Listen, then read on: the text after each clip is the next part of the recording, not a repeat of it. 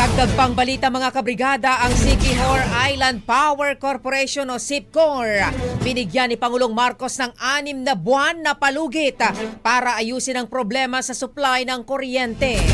Brigada Maricar Sargan, ibrigada mo. Brigada Live Report.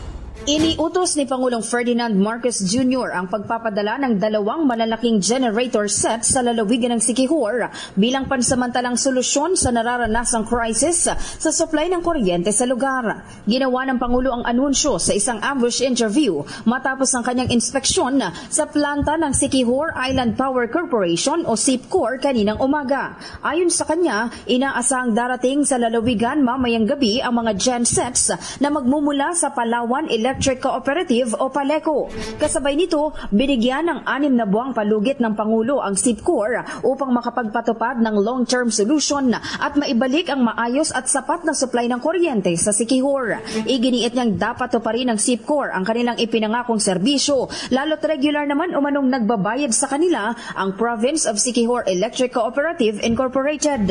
Isa sa mga nakitang problema ng SIPCOR ay ang pagkasira ng kanilang mga gensets, dahilan kung bakit hindi sila makapagbigay ng full service sa lalawigan.